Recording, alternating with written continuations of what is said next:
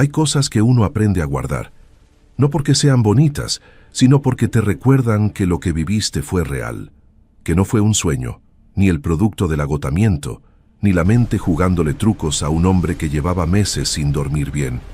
Yo guardo una moneda.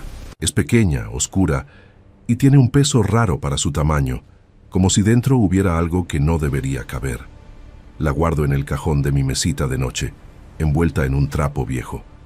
A veces, cuando me levanto de madrugada a tomar agua y paso junto al cajón, siento que algo se mueve ahí adentro. No lo abro, nomás sigo caminando hacia la cocina, tomo el agua y regreso a la cama. Eso es lo que me dejó todo esto. Me llamo Rodrigo Salinas. Tengo 42 años y vivo en Iztapalapa, en la Ciudad de México, en una vecindad de la calle Oriente 235, que tiene las paredes manchadas de humedad y una reja que chirría cada vez que alguien entra o sale. Llevo viviendo ahí 11 años. Mi esposa se llama Consuelo, aunque en casa todos le decimos Chelo. Mis hijos se llaman Diego, que tiene ahora 14 años, y Renata, que tiene 11.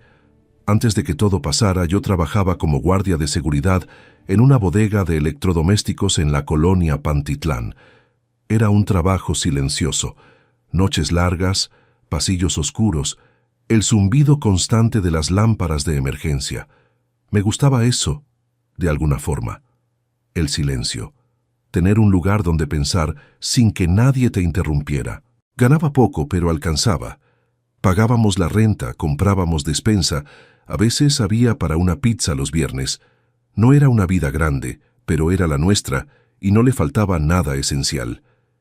Eso duró hasta julio del 2022.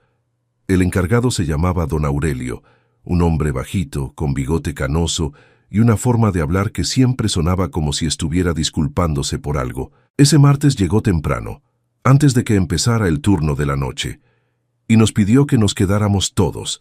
Éramos 6 guardias en total. Nos reunió en la oficinita que olía a café quemado y papel húmedo, y nos explicó, con esa misma voz de siempre, que la empresa había cerrado, que los dueños se habían declarado en quiebra, que no había liquidación porque no había fondos, que lo sentía mucho. Así de rápido se acaba algo que uno construyó durante 4 años. No recuerdo haber dicho nada. Creo que asentí. Recogí mis cosas, salí a la calle y caminé hasta la parada del metro. Era martes. Había gente normal haciendo cosas normales. Una señora con bolsas del mercado, 2 chavos con audífonos, un anciano dormido en una banca.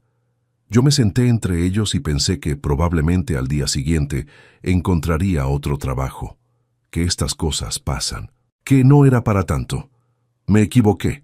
Las primeras semanas las pasé mandando currículums y tocando puertas. Fui a 3 agencias de empleo. Fui a pegar anuncios en tableros de supermercados. Un conocido del barrio, Germán, me dijo que en una empresa de mensajería estaban buscando gente, pero cuando fui me dijeron que ya habían cubierto las plazas. Pasó agosto, pasó septiembre. En octubre empezamos a atrasarnos con la renta. La señora que nos rentaba, doña Esperanza, una mujer de unos 70 años que vivía en el departamento de arriba y bajaba todos los días a regar sus macetas, tocó la puerta un miércoles por la mañana.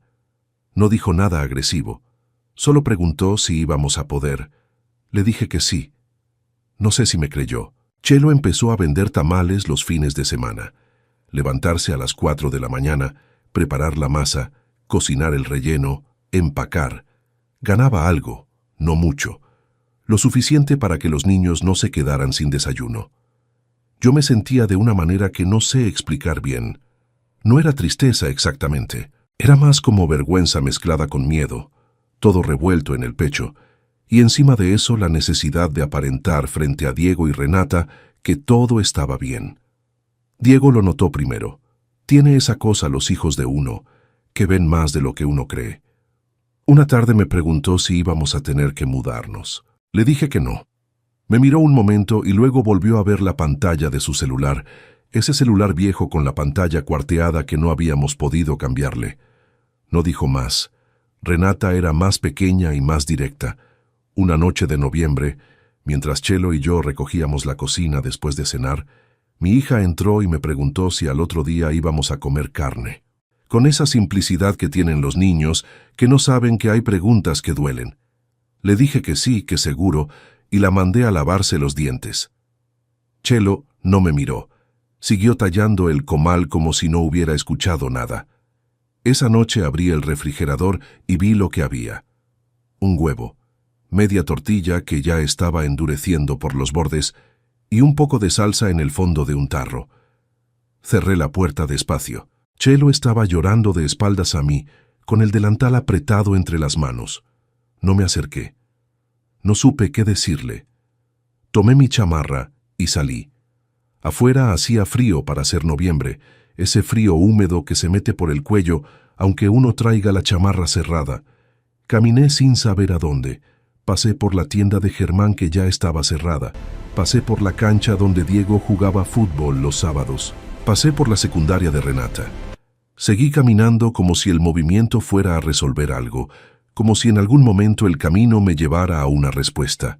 Llegué a la esquina de Oriente 244 con Sur 20. Ahí había un altar. No sé desde cuándo estaba ahí, porque esa no era una calle que yo agarrara seguido. Era una hornacina pequeña, de madera pintada de negro, pegada a la pared de una vecindad. Adentro había una figura blanca de la Santa Muerte, de unos 40 centímetros, con su manto y su guadaña. Había veladoras rojas y blancas alrededor, algunas prendidas, otras apagadas, flores de cempasúchil secas, unas monedas, una foto plastificada de alguien que no reconocí. Nunca había sido devoto de eso. Mi familia era católica de la forma en que mucha gente en México es católica. Misa en Navidad, crucifijo en la sala, miedo general a todo lo que se saliera de eso. La Santa Muerte era cosa de narcos y de gente desesperada, decían.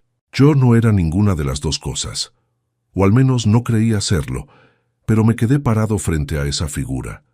El ruido de la calle se sentía lejos, aunque no estaba tan lejos, como cuando uno mete la cabeza bajo el agua y todo suena amortiguado y lejano. Había algo en ese silencio que no era normal. No era el silencio de la noche, que tiene sus propios sonidos, perros, coches, música de alguna ventana abierta. Era algo distinto, más lleno, como si algo estuviera escuchando. Me quedé ahí parado sin saber bien qué hacía, y después hablé, pero en voz baja, casi solo moviendo los labios. Dije que mis hijos tenían hambre, que yo había hecho todo lo que sabía hacer y no había alcanzado, que si había algo ahí, que si alguien escuchaba, que me ayudara. No prometí nada concreto, no hice ningún trato, solo pedí, como se pide cuando uno ya no sabe a quién más pedirle. No pasó nada espectacular. El viento sopló una vez, fuerte, y apagó una de las veladoras. La calle quedó un momento más oscura. Sentí un frío distinto al del aire, más adentro, como si algo me hubiera tocado desde dentro del pecho hacia afuera. Y entonces escuché un sonido, seco, como algo que cae sobre el cemento. Miré hacia abajo. Había un billete doblado junto a mi pie izquierdo. 500 pesos. No había nadie cerca. No había pasado nadie en los últimos minutos. El billete estaba doblado en 4, como si alguien lo hubiera guardado así mucho tiempo. Lo recogí. Lo metí a la chamarra. No dije nada más. Caminé de regreso a la casa. No dormí bien esa noche. Estuve mirando el techo, preguntándome de dónde había salido ese dinero. Si se lo había caído a alguien. Si había estado ahí antes y yo no lo había visto. Si yo mismo lo había puesto ahí en algún momento que mi mente no recordaba. Me convencí de que había una explicación lógica. La gente pierde billetes. Yo había tenido suerte. Eso era todo. A la mañana siguiente fui a comprar pan a la panadería de la esquina. Ahí me encontré con Germán. No lo había visto en semanas. Me preguntó cómo iba todo. Le dije que mal, sin detalles. Y entonces, él me dijo que había visto un anuncio en una empresa de transporte de carga en Tláhuac, que estaban buscando vigilantes para 3 turnos, que pagaban mejor que lo que yo había ganado en la bodega. Me dio el número de un contacto que tenía ahí. Fui ese mismo día. El encargado se llamaba Martín, un hombre de unos 50 años con las manos grandes y una forma directa de hablar. Me hizo 3 preguntas. Me pidió mi credencial. Me dijo que podía empezar el lunes. Así. sin más. En media hora yo tenía trabajo.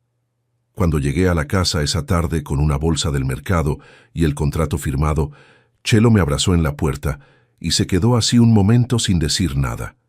Renata salió corriendo y se metió entre los dos.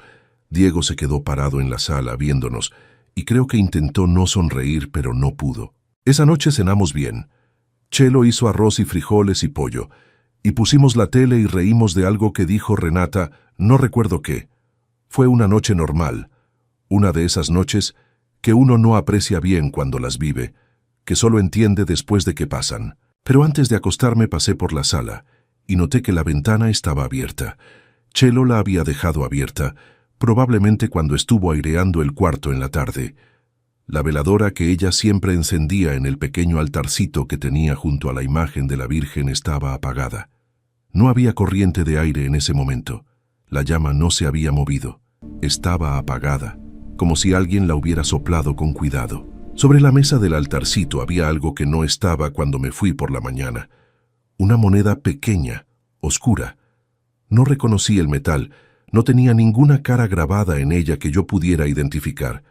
La tomé y la sentí pesada para su tamaño. La guardé en la bolsa del pantalón sin decirle nada a Chelo.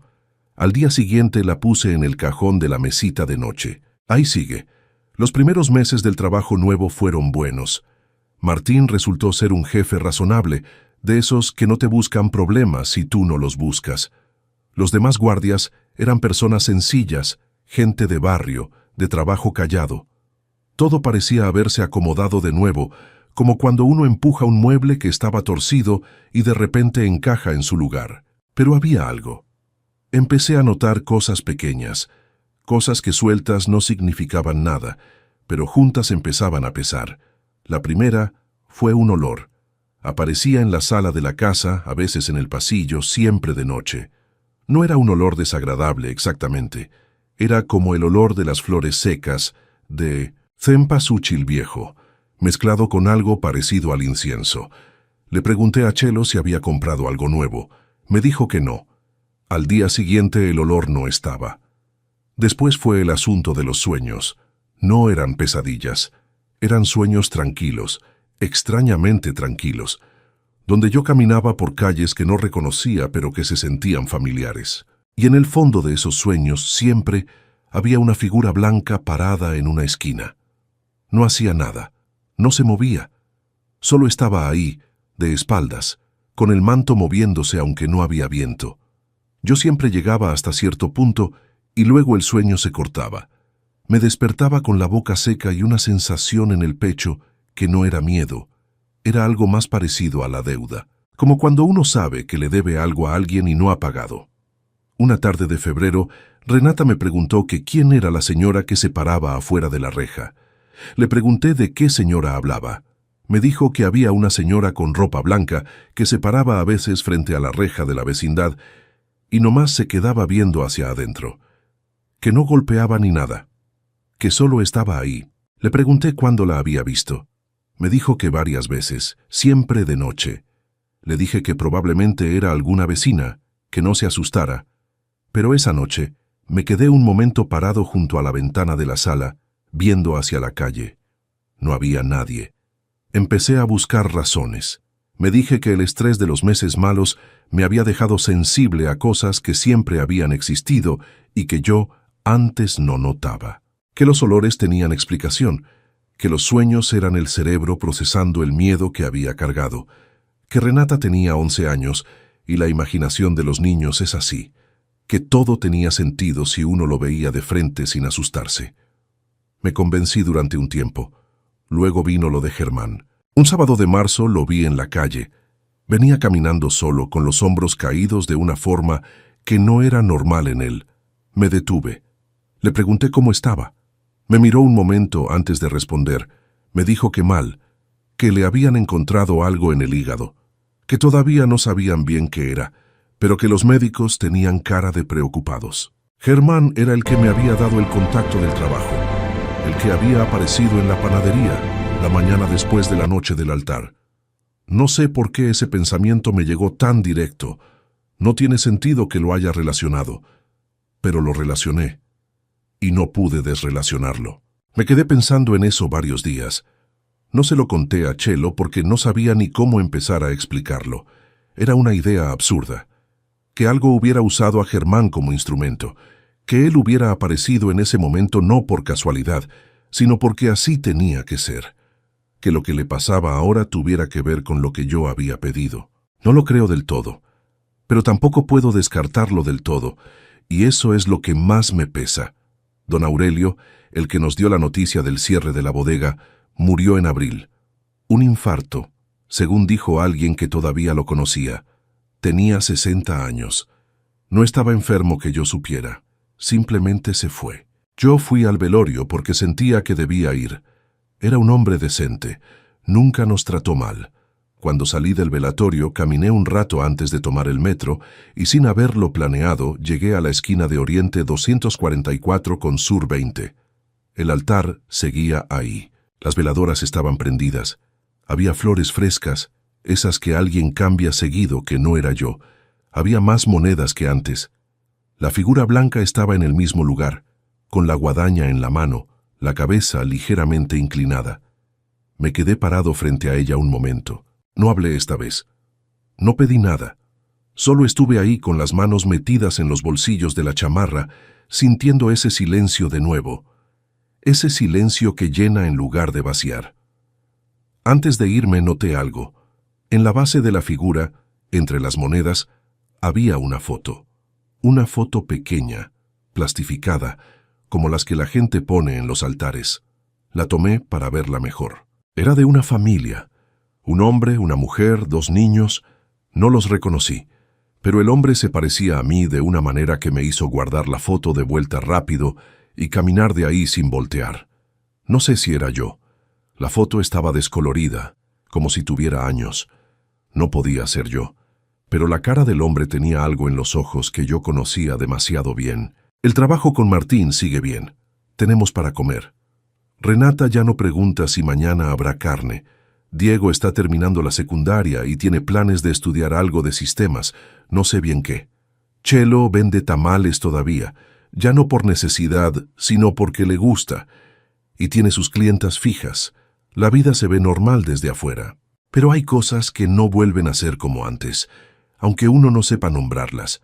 Ya no paso por esa esquina, no porque le tenga miedo exactamente, sino porque no sé qué haría si me detengo de nuevo. No sé si el impulso de hablar me ganaría otra vez, y esta vez no sé qué podría salir de mi boca, qué podría pedir o prometer, sin darme cuenta de lo que estoy haciendo. El olor de las flores secas aparece a veces todavía, menos que antes, pero aparece. La última vez fue un martes de enero, pasada la medianoche, cuando me levanté a tomar agua. Venía del pasillo. Me detuve en la entrada de la cocina y lo respiré un momento. Luego lo dejé pasar. Tomé el agua y regresé al cuarto. La moneda sigue en el cajón. A veces pienso que debería tirarla, que si la tiro algo se corta, que sería como darle vuelta a la página de algo que todavía no ha terminado de escribirse, pero no la tiro. No sé si es porque le tengo miedo a lo que pasaría o porque en el fondo una parte de mí no quiere cerrar eso completamente. Uno aprende a vivir con ciertas cosas. Hay noches en que Renata duerme con la luz del pasillo prendida, no porque tenga miedo a algo concreto, dice, sino porque le da tranquilidad. Diego ya no juega fútbol en la cancha de siempre. Dice que no le llama la atención, que prefiere quedarse en casa. Chelo reza más que antes. No frente a la imagen de la Virgen, que sigue en su lugar sino en silencio con los ojos cerrados, en momentos que yo pesco sin querer. Antes de dormir, mientras espera que hierva el agua. No le he contado lo de esa noche. Lo del altar, el billete, la moneda. No sé cómo se lo contaría. No sé qué cara pondría. Chelo es una mujer práctica, de las que necesitan entender las cosas para creerlas, y esto no tiene una forma que yo pueda darle que se entienda fácilmente. A veces me pregunto si ella ya sabe algo, si ha notado los mismos olores, si ha escuchado algo en las noches que yo no he escuchado. Si la foto que vi en el altar era real, o era mi cabeza jugándome una mala pasada en un momento vulnerable. No le pregunto. Hay preguntas que uno aprende a no hacer. El trabajo me tiene ocupado. Los turnos son largos. Las bodegas de Tláhuac son enormes y frías, con ese eco que tienen los espacios vacíos. Camino los pasillos de noche con la linterna y a veces pienso en los años que caminé los pasillos de la otra bodega, en Pantitlán antes de que todo se cayera. Pienso en don Aurelio con su voz de siempre pidiéndole disculpas a la vida por existir. Pienso en Germán que sigue enfermo, que lo estabilizaron pero que no está bien del todo. No sé qué pienso exactamente. Nada concreto. Son más bien imágenes que aparecen solas cuando la bodega está muy callada y la linterna alumbra nada más lo que está justo enfrente. Una noche de la semana pasada, escuché algo en el fondo del pasillo 7. Un sonido seco, como algo que cae al piso de cemento. Me quedé quieto un momento. Enfoqué la linterna hacia allá. No había nada. Caminé despacio hasta el fondo. Revisé entre las cajas, debajo de los estantes. Nada. Pero en el suelo, junto al estante del fondo, había una moneda. Oscura. Pequeña. Con ese peso raro que yo ya conocía. La recogí. La miré un momento. La puse en el bolsillo de la chamarra. Terminé el turno. Llegué a la casa antes de que amaneciera. Chelo dormía. Los niños dormían. Todo estaba en orden. Saqué la moneda del bolsillo y la puse sobre la mesita de noche, junto al cajón donde guardo la otra. Me quedé mirándola un momento. Luego me acosté. Cerré los ojos y en algún lugar entre el sueño y estar despierto, sentí el olor de las flores. Siempre fui mecánico. No de esos que trabajan en taller grande con logo en la pared y uniformes bordados. Yo era de los que reparan carros en la calle, en el patio de la casa, con las manos negras de grasa y la espalda doblada sobre motores que otros ya habían desahuciado. Crecí viendo a mi padre hacer lo mismo en Iztapalapa, en la Ciudad de México, en una colonia donde el ruido de las llaves chocando contra el metal era tan normal como el ladrido de los perros, o los gritos de los vecinos un sábado por la noche. Aprendí el oficio antes de aprender a leer bien, y durante mucho tiempo eso fue suficiente. Tenía 34 años cuando decidí que quería algo propio. No por ambición, que quede claro, fue más bien por cansancio, por hastiarse de entregarle el trabajo a otros y quedarse con las migajas. Rodrigo Fuentes, un compañero del barrio al que conocía desde la secundaria, me propuso el negocio. Decía que tenía la mitad del dinero guardado, que le faltaba un socio que supiera del oficio, alguien de confianza. Yo tenía ahorros, no muchos, pero sí suficientes para completar la inversión inicial. Firmamos papeles, arrendamos un local en Ecatepec, compramos equipo, y durante los primeros 2 meses, todo caminó. Luego Rodrigo dejó de aparecer. Al principio pensé que estaba enfermo. Le marqué al celular y no contestó. Fui a su casa y su mamá, doña Esperanza, me dijo que no sabía nada de él desde hacía días. Tenía la cara de la mujer que ya sabe lo que pasó, pero no quiere decirlo en voz alta. Me fui con un nudo en el estómago que tardé días en descifrar. Cuando por fin entendí que el dinero había desaparecido con él, que las cuentas del negocio estaban vacías y que el equipo que creíamos pagado todavía tenía deudas encima, ya era demasiado tarde para hacer cualquier cosa útil.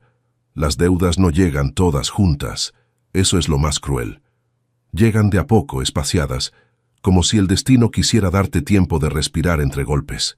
Primero fue el arrendador del local, un señor de apellido Castellanos, que empezó con mensajes amables y terminó con amenazas de embargo. Luego el banco, con sus estados de cuenta que sumaban intereses que yo no entendía cómo calculaban. Luego las tarjetas, y al final lo peor, los prestamistas. Esos no mandan correos ni tienen horario de oficina. Esos llaman a cualquier hora, a veces sin decir nada, solo para que sepas que saben dónde estás. Mi vecina, Gloria Mendoza, me vio adelgazar en esas semanas. Me dijo que me veía mal. Yo le dije que era el trabajo.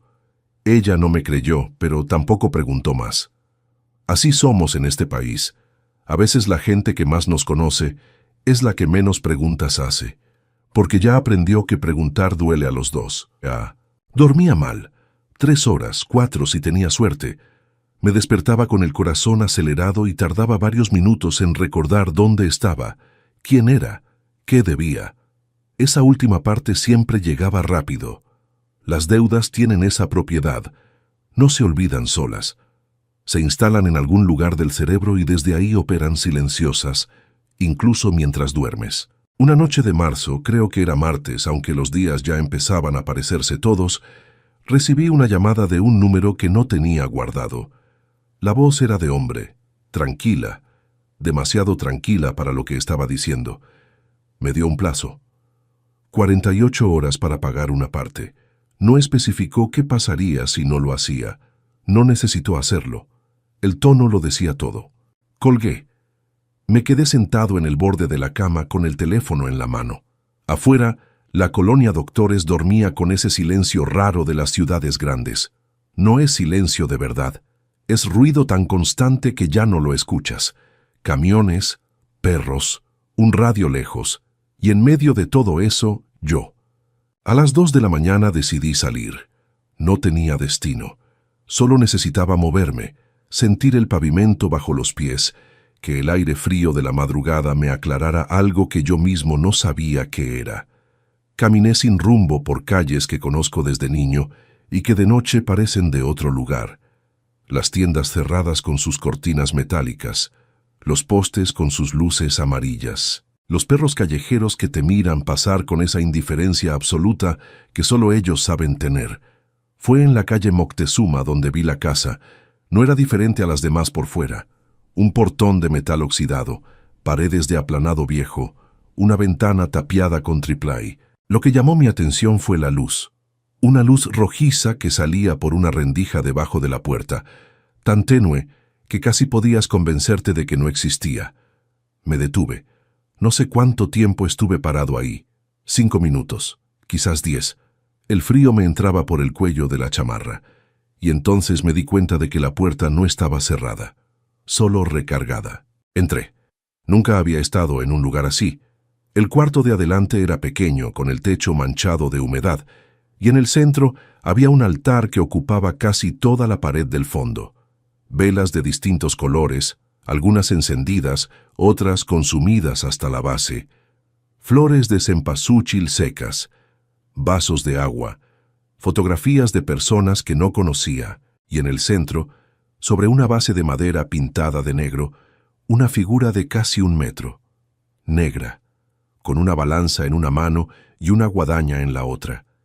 La calavera mirando hacia adelante, con esas cuencas vacías que no miran nada y al mismo tiempo parecen mirarte todo. El aire olía a copal, a cera quemada, a algo más que no supe nombrar entonces y que tampoco he podido nombrar después.